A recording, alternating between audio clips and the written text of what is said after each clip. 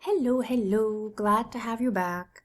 This is video 3 from chapter 3. So in video 1, we discussed the law of demand. In video 2, we discussed the law of supply. And now we're going to discuss the non-price determinants that do have control over demand and supply. Now, demand has its own non-price determinants, and supply has its own as well. So we're looking at the 6 non-price determinants of demand. You see them listed as 5 because substitutes and complements are rather connected, right? So substitutes and complements are often listed as a 1, but they really are a 2. So here are, notice why it's called non-price. They're called non-price because they are actually your variable. They're variable number 3. I will get this correct today sometime. It's variable number 3. And this is that it's not the price. That's what it's telling you.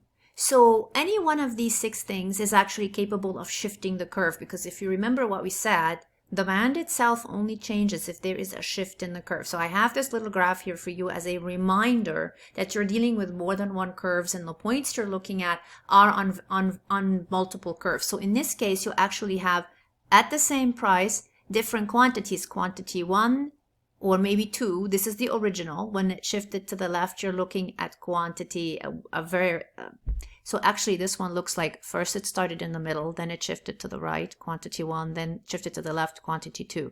So what this is telling you is that this price, the amount that's being bought, actually varies depending on which curve you're looking at, because that depends on what's happening with these 6 non-price determinants. Now they can move favorably and therefore benefit demand, or they can be unfavorable and therefore hurt demand. So the first one is the number of buyers. The number of buyers is as simple as it says.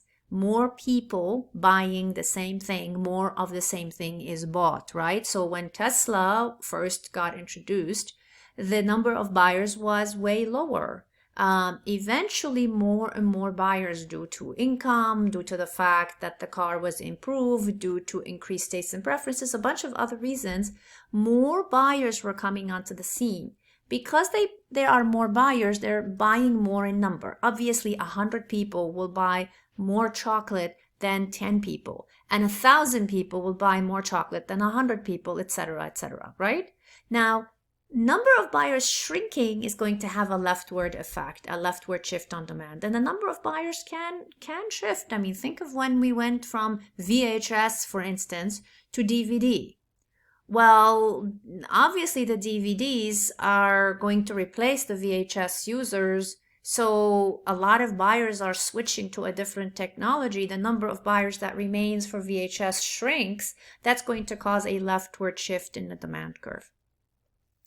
Tastes and preferences are a second non-price determinant. This is what people like and don't like. It's really that simple. Some people prefer organic, some people don't care. Some people want something sweetened, some people want no sugar added, right?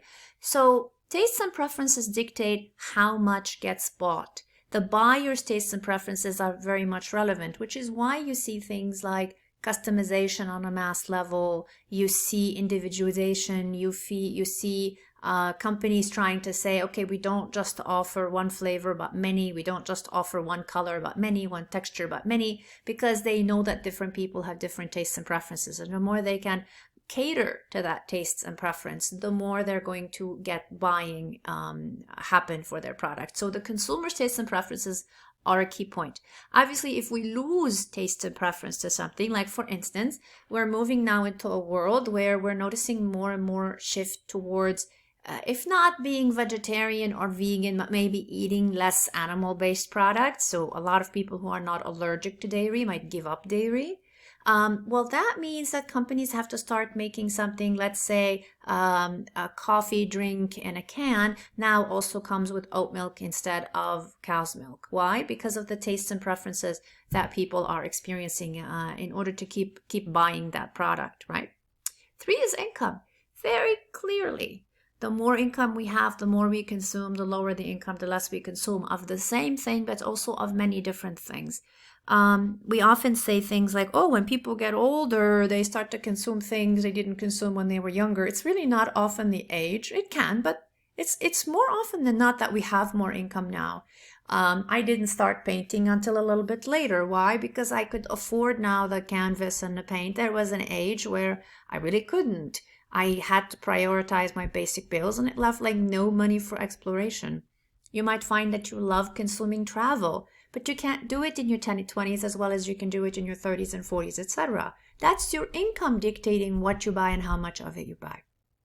In a recession, income drops. When income drops, less gets bought. So income dropping can have an unfavorable effect. Income rising will have a favorable effect. It will shift the curve to the right. 4 is future price expectations. Notice what I said. I didn't say price. Because sometimes students might say, hey, I thought you said price doesn't change demand. You're confusing me here. And it's like, well, let's not get confused. Future price expectations is not a price change. It's just a possibility that an anticipation of a price change. Now, sometimes this anticipation is logical, sometimes it's not. But logical or not, think of the fact that if you think waiting till next week to buy something, next week it'll be more expensive, that might prompt you to buy it this week before the price increases. That is going to cause a rightward shift in demand.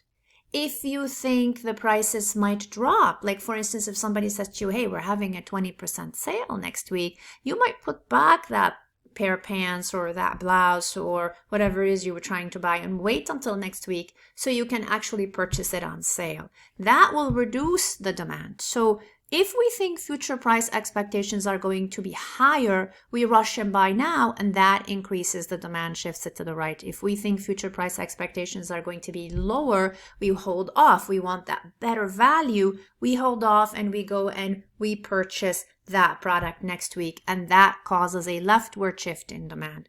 Now, sometimes we do it a little bit more long term. When we think prices of cars, we do know, for instance, that in 2022, and I'm recording this video in 2022, the prices have been soaring, right? We've been having like an 8.6% inflation so far this year. You're looking at more expensive houses, more expensive cars. But if we think that waiting another 2-3 months, it will be favorable for us to purchase. I definitely think so with cars right now. Actually, most likely housing as well, depending on the area, but in quite a few metropolitan areas.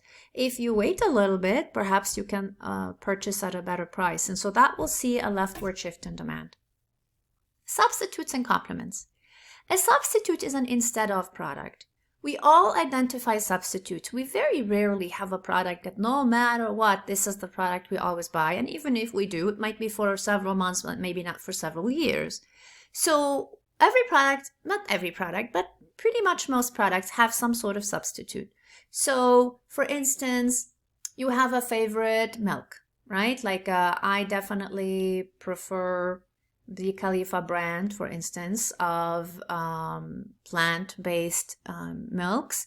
But if something else that has very similar ingredients that I also judge to be similar quality is cheaper, I may drop the one I usually buy for the sake of the one that is cheaper. So when a substitute is cheaper, the demand is going to shift to the left. When a substitute is more expensive, the demand will shift to the right.